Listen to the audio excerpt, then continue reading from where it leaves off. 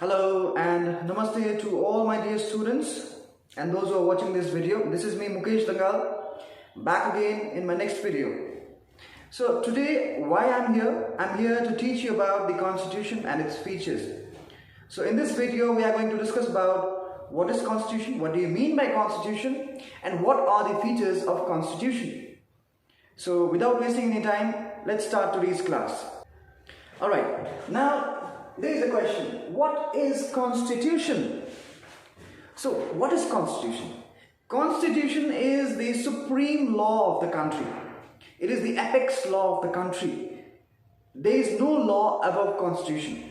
Okay? It is the guardian of all the law. So what is Constitution? Constitution is the supreme law of the country. That means there is no other law beyond the Constitution. Right? And what do you mean by Constitution? What do you mean by Constitution? Right? So Constitution means the aspirations, the will, the desire, the longing of the citizen of the country. It is going to express the feeling of the citizen. Right? So Constitution means what? Constitution means the aspirations, the desires, the longing, right? The dream of a citizen. Because whatever is written there inside a constitution, that is definitely going to represent the will of the people, the desire of the people, the longing of the citizens of that particular country. Now you must be clear about these two questions. What is constitution and what do you mean by constitution? Right? Now the third question which we have in our mind is, what are the features of Constitution of Nepal 2072? So what are the features? So let's discuss the features of our constitution.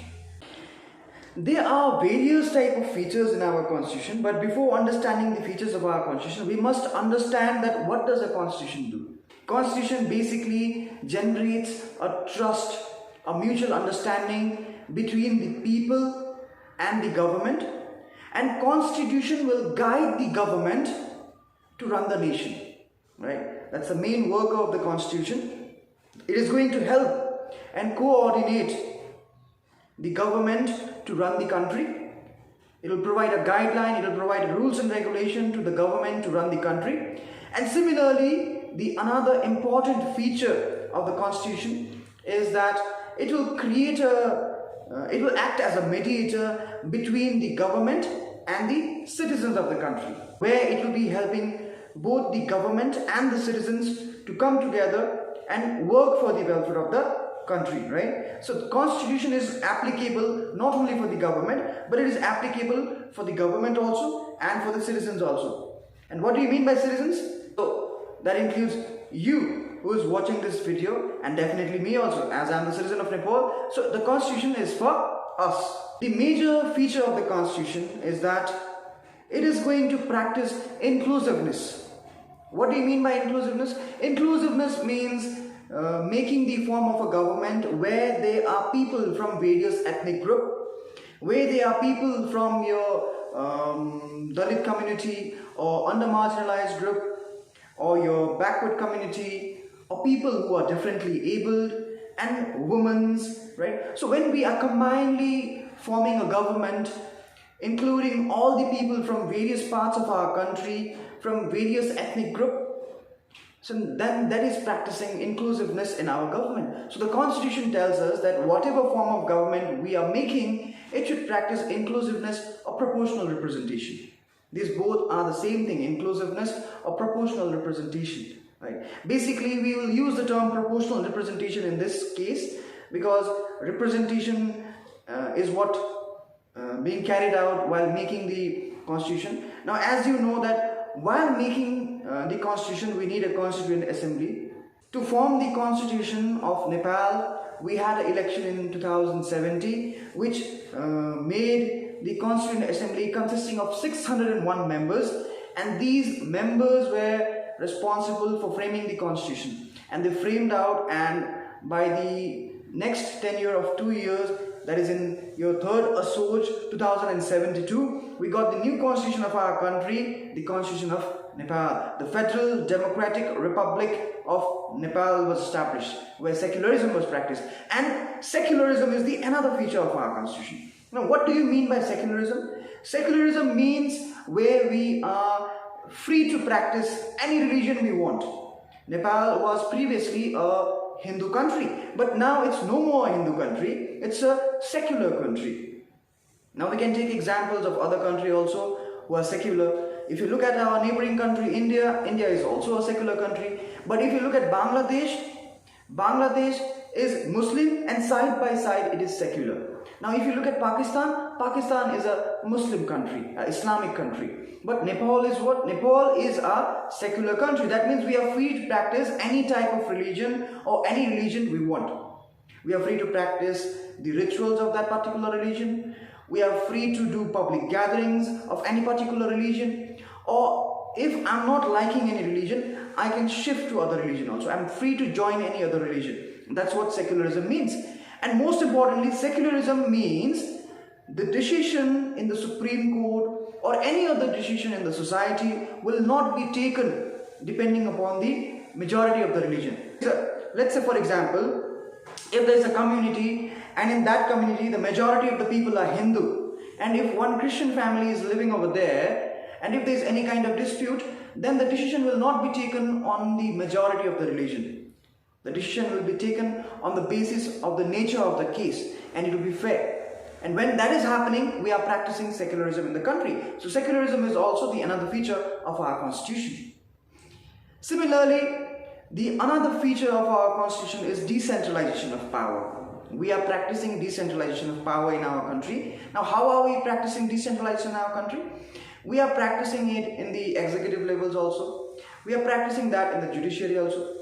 Now, in executive, as the head of the executive, we have the Prime Minister. Now, below the Prime Minister, we have got the other Council of Ministers also. Now, in the federal level, we have got the Parliament. And in the state level, we have got the Provincial Assembly or your State Assembly, and the Chief Minister is the head of the state. And below that, we have got the local bodies like Gampalika and Nagarpalika, where we have the chairperson and vice chairperson, and in the district we have got the mayor. So this is the division of power. The power is not vested in one particular hand, it has been divided, right? Similarly, on the other side, we are practicing your decentralization of power in judiciary also. Judiciary is also one of the important organ of our country. Out of the three organs, judiciary is also one of the most important one. And in judiciary, in the state level or in federal level, we have got the Supreme Court. Supreme Court is the apex court of all the courts. There is no court beyond the Supreme Court. It is one of the powerful court of our country for providing justice, for providing equitable justice. And below the Supreme Court, we have got 7 provinces, and in each province we have got one court, which is your what? It is a high court. And similarly, below the province, we have got districts. We have got 77 districts in our country. So in each district, we have got one court, right? So that makes 77 your district court. So in this way, we are practicing decentralization of power, right? Now, our constitution has stated that the head of the country is your president, and the head of the council of ministers, the power to run the council of ministers, the power are vested to run the council of minister, and the head of the council of minister is your prime minister.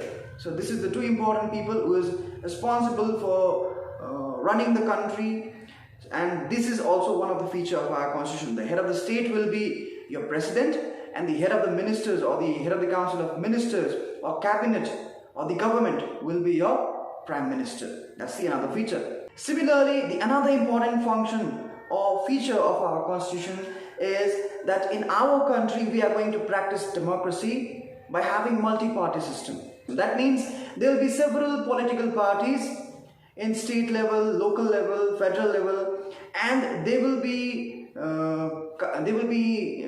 participating in the election, where they will be sending their representatives, and those representatives will be coming and forming the legislature in the federal level, and in that way we will be practicing your multi-party system in the country. Now, why it is important to practice multi-party system? It is important to practice multi-party system because if there will be only one political party, then there will be bias. The decision will be made and it will be compromised depending upon their own benefits.